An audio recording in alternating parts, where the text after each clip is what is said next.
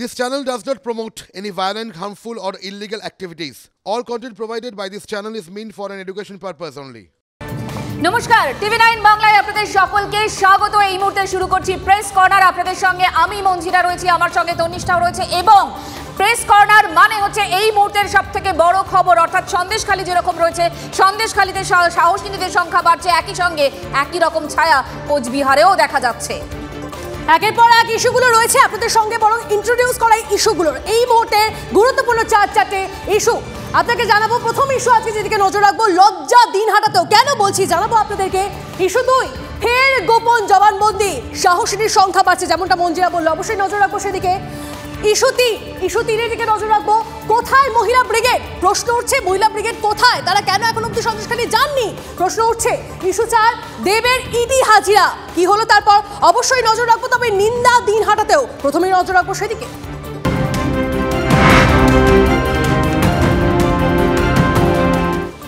ঠিক তন্নিষ্ঠা যেভাবে শেষ করলো সেটা দিয়েই শুরু করি, কারণ সন্দেশখালীর যে লজ্জার কথা আমরা প্রত্যেকটা সময় সবার আগে তুলে ধরেছি, যে ক্ষোভ, অভিযোগ, যে বিক্ষোভ আমরা দেখেছি, ঠিক একই রকম ঘটনা এবার কোচবিহারেও। এবং সেখানেও দেখা যাচ্ছে যে রাতে পার্টি অফিসে তলব করা হতো, অর্থাৎ সন্দেশখালীতে ঠিক যেরকম অভিযোগ উঠেছিল সেই একই অভিযোগ। সাড়া না দেওয়ায় বাড়ি ভাঙচুর, টাকা লুট, শাসক নেতা আশ্রিত দুষ্কৃতীদের বিরুদ্ধে বিস্ফোরক অভিযোগ এবার কোচবিহারের নির্যাতিতার। উদাঙ্গ বিষধর দীপক ভট্টাচার্য, ওদের গুন্ডে বাহিনী আমাকে রাত্রি 12টার সময় পিঠে বানাইতে ডাকে পার্টি অফিসে। আমি রাজি হইনি। আমি বলি কি যে রাত্রি 12টায় কেউ যাবে পিঠে বানাইতে? আমাদের কি নারী বলতে কোনো সম্মান নাই? ওরা কিছুতেই মানতো না। আমার সঙ্গে মাঝে মাঝে আসিয়ে অত্যাচার করতো। তা আমি হাত জোর করে বলি যে আমাকে কি বাঁচতে দেবেন না? ওরা কিছুতেই মানে না। কালকে রাত্রিবেলা বিকেল 4টার সময় আসে বলছে যে পঞ্চায়েত আর ভূসভাপতি যে কালকে যাওয়া লাগবে। আমি কই না, আমি যাব না, আমার তো একটা সম্মান বলতে জিনিস আছে। আমি হাত জোর করে অনেকবার নিয়তি করছি, কিছুতেই ওরা মানতো না, আমাকে তবু জোর জুলুম করতো। তারপরে আমি রাজি হই নাই। সন্ধ্যাবেলা ওদের গুন্ডা বাহিনী পাঠিয়ে দিয়ে পঞ্চায়েতের বাড়ি থেকে গুন্ডা বাহিনী আসে আমাদের বাড়ি ভাঙচুর করতেছে। ওদের একটু খারাপ উদ্দেশ্য আছে, সেই কারণে আমাকে ডাকে।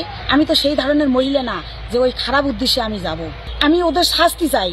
শাস্তি না আসলে আমার মতো সাধারণ মহিলার এইভাবে আরো অত্যাচার বাড়বে। দিনহাটার বুড়িরহাট অঞ্চলের হাড়িভাঙায় রয়েছি আমরা। আর এই হাড়িভাঙায় গত কয়েকদিন ধরেই বেশ কিছু বাড়িতে ভাঙচুর হয়েছে। বাড়ির গৃহকর্ত্রী রয়েছেন, তার কাছ থেকেই শুনবো ঘটনাটা কি। তৃণমূলের গুন্ডা বাহিনী আসি রাত্রি 12টায় আমাকে পিঠে বানাইতে ওদের অফিসে ডাকে। নিশ্চয় ওদের খারাপ মতলব ছিল। আমি রাজি হইনি দেখি আমাকে হুমকি দুমকি মারে। তখন বলে কি যে কথা যখন শুনলি না এর পরিণাম দেখবি। তারপরে রাত্রি 9টায় এসে আমার বাড়িতে ভাঙচুর করে। আমি আত্মভয়ে আমার মাথায় বন্দুক ঠুকে, মানুষের মুখে শোনা পুলিশ সঙ্গেই ছিল, তার কারণে ওরা গুন্ডা বাহিনীরা সাহস পেয়েছে। টিএমসির হারমাত বাহিনী এখন আসি আমার বাড়ি ঢুকছে। ঘর আসি দেখি ঘরটার ভাঙিয়া চুরমার করছে। পরে কেসালে পরে আসছে পুলিশ, বলে স্বামীকে চাবি দে। ও স্বামী চাবি দিবে না।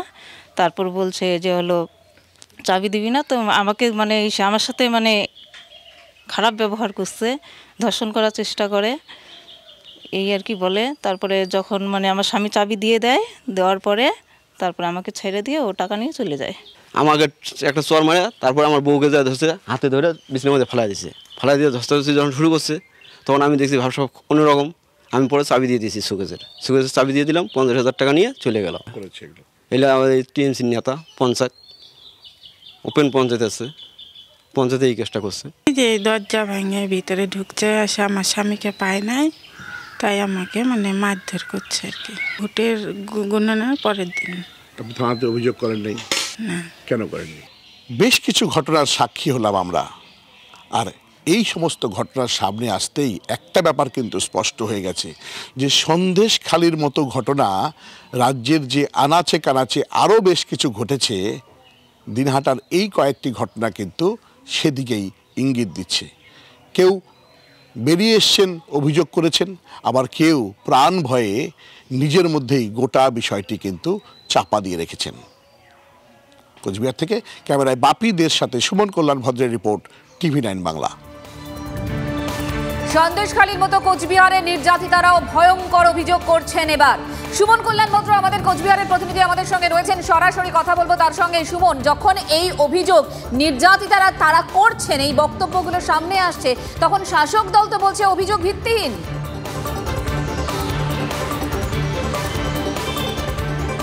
একেবারে দেখো, যে প্রথম যে অভিযোগ যেটা নিয়ে গতকাল ভাইরাল হয়েছে, বিজেপির এক নেত্রী এই পোস্টটা ভাইরাল করেছে, এইটা দেখার পরেই কিন্তু আজকে সকালে আমরা সেখানে গিয়েছিলাম এবং এই পোস্টটি দেখার পর উদয়ন গুহ অর্থাৎ উত্তরবঙ্গ উন্নয়ন মন্ত্রী তিনি যেটা জানিয়েছেন যে তিনি এই পোস্টটি তার নিজের ফেসবুকেও পোস্ট করেছেন এবং তার স্পষ্ট বক্তব্য যে গোটা ঘটনাটা কিন্তু সাজানো এবং সাধারণ মানুষের কাছে তিনি জানতে চাইছেন যে এই ঘটনাটা মানুষ কিভাবে নিচ্ছে। অর্থাৎ উদয়নবাবুর নামে যে অভিযোগ উঠেছে বা উদয়ন গুহর যারা আরও সমর্থক রয়েছেন তাদের অনুগামীরা অর্থাৎ তাদের আশ্রিত সমাজবিরোধীরা গিয়ে যে কাজ করছে, এটার সঙ্গে সাধারণ দিনহাটার মানুষ কতটা ওয়াকিবহাল বা উদয়নবাবুদের কতটা চেনেন।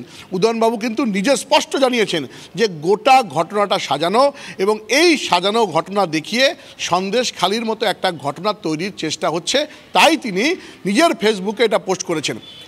এই সুমন, কথা বলবো, তুমি আমাদের সঙ্গে থাকো। এই মুহূর্তে উদয়ন গুহর বক্তব্য আমরা শুনি একটু। সন্দেশখালীকে সামনে রেখে এখন নতুন পিঠে খায় কাহিনী বিজেপি সারা বাংলায় চালু করবার চেষ্টা করছে। পিঠে খাওয়ার কথা মনে থাকে না এই বয়সে। আমাদের কোনো নেতাই রাত 12টা দূরের কথা 10টার পরে বাইরে থাকে কিনা জানি না। দিনহাটার মানুষ মনে করেন যে হ্যাঁ এইকে আমি করতে পারি, তারা আমার দিক থেকে মুখ ঘুরিয়ে নেবেন, আমাকে রাস্তায় থুতু দেবেন, কিন্তু যদি আমার প্রতি কোনো রকম বিন্দুমাত্র ভরসা দিনহাটার মানুষের থাকে, আমি বলবো যে এই লোকগুলোর দিকেও থুতু দিতে হবে। রাজ্যের উত্তরবঙ্গ উন্নয়ন মন্ত্রী উদয়ন গুহর বক্তব্য আপনাদেরকে শোনালাম। এই মুহূর্তে বিজেপি বিধায়ক শঙ্কর ঘোষ আমাদের সঙ্গে রয়েছেন। শঙ্করবাবু, মন্ত্রীরা কথা বলছিলাম। শঙ্করবাবু, উদয়ন গুহ পরিষ্কার বলছেন যে অভিযোগটা ভিত্তিহীন, সাজানো ঘটনা। উত্তরবঙ্গের মানুষ, কোচবিহারের মানুষ, দিনহাটার মানুষ এই অভিযোগ করতে পারেন না, কি বলবেন? প্রথমত আমি গাড়িতে ছিলাম, ফলে আমি জাস্ট আজকে নেমেছি। আপনি যদি একটু বিষয়টা আমার। শঙ্করবাবু, আমাদের কাছে বেশ কিছু অভিযোগ আসছে, যেরকম সন্দেশখালীর নির্যাতিতারা মহিলারা তাদের বিভিন্ন রকম কথা, তাদের অভিযোগ, ক্ষোভ বিক্ষোভ বলছেন, ঠিক একই রকমভাবে কোচবিহারেরও একজন নির্যাতিতা বলছেন ঠিক একই রকমভাবে রাজ্যের যারা শাসক দল রয়েছে তাদের একটা জুলুম তাদেরকে সহ্য করতে হয়, এরকম বাড়ি ভাঙচুর করা হয় যদি না কথা শোনে, এই ধরনের অভিযোগ আসছে আমাদের কাছে। দেখুন, প্রথমত আমি বলি যে আমাদের উত্তরবঙ্গের যে জেলাগুলো রয়েছে তার মধ্যে অবশ্যই কোচবিহার এমন একটি জেলা, তার কয়েকটি বিধানসভা এলাকার অভ্যন্তরে আইন শৃঙ্খলা জনিত সমস্যা রয়েছে। আমার মনে হয় যে একজন বর্ষীয়ান মন্ত্রী উদয়ন বাবুর মতন যারা বিভিন্ন সময় প্ররোচনামূলক বক্তব্য রাখতে আমরা দেখেছি, এবং এদের পক্ষে কোনো ধরনের অভিযোগ সেটাকে খতিয়ে ব্যবস্থা নেওয়ার বদলে যারা অভিযোগ করছে তাদের বিরুদ্ধে যাওয়া, এটা একটা অভ্যাসে পরিণত হয়েছে। যে অভ্যাসের কারণে আজকে সন্দেশখালী সৃষ্টি হয়েছে, যে অভ্যাসের কারণে আজকে হাওড়ার পাঁচলা সৃষ্টি হয়েছে, সেই একই অভ্যাসের কারণে উদয়ন বাবুর মতন মন্ত্রীরা প্রথমেই ঘটনাটা খতিয়ে দেখার বদলে আগেই যিনি অভিযোগ করছেন তার উপরে রেড়ে করে দৌড়তে শুরু করেন। এদের আমি শুধু বলতে পারি যে এদের নির্বাচন এবং এদের বাতি দেওয়ার পর্যন্ত লোক থাকবে না যেদিন এরা নির্বাচনে। শঙ্করবাবু ধন্যবাদ। শঙ্করবাবু ধন্যবাদ।